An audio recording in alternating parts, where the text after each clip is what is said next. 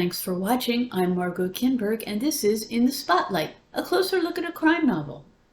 Some crime novels don't exactly fit neatly into one or another subgenre, like police procedural or amateur detective and so on.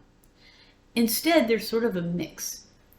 To show you what I mean, let's take a look at just such a novel today and turn the spotlight on Sherryl Clarke's Trust Me, I'm Dead.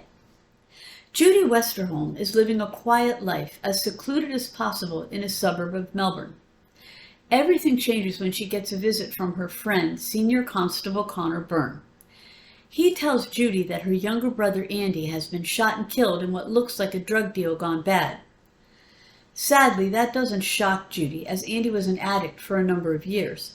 In fact, she hadn't seen her brother for 3 years, and that's the main reason.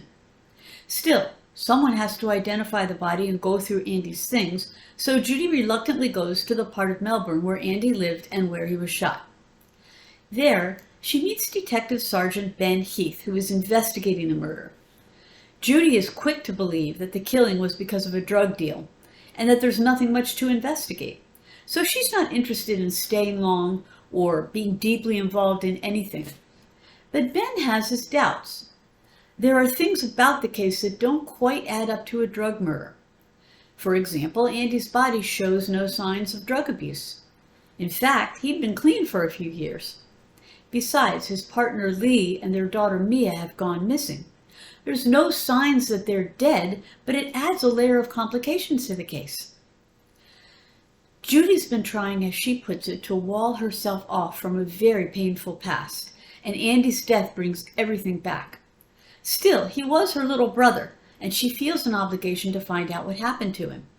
There are also Andy's things to go through and funeral arrangements to be made, and she's the only one to do that. There's also a niece she's never met, and that matters too. So she decides to cooperate with Ben and begins to take an interest in the case. The police do the official investigating, but Judy asks some questions of her own and tries to make sense of the clues she finds, including clues that Andy specifically left for her. And in the end, Judy and Ben discover the truth about Andy's murder as Judy faces her own past. So what are the elements in this novel? What holds it together? Well, Judy is a civilian, and we'll get back to her character in a moment.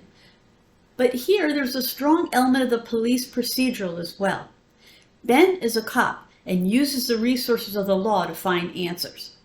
He's not a maverick either, so readers who prefer a believable book about police work will appreciate that things are generally done here by the book. But Judy herself is an important protagonist.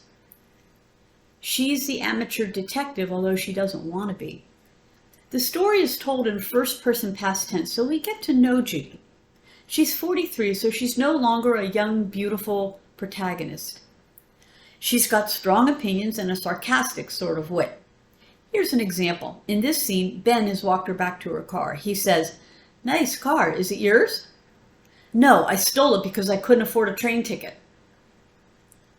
There's also the element of dealing with grief and loss when a loved one dies.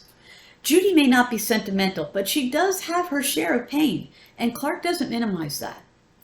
The mystery itself, what happened to Andy, is also an important element. Andy himself actually leaves clues in a sort of puzzle, and we follow along as Judy makes sense of them. Trust Me, I'm Dead combines the police procedural and the amateur sleuth story against a solid Melbourne background. It also links the past and present and explores coming to terms with grief. This has been In the Spotlight. I'm Margot Kinberg. Thanks for watching.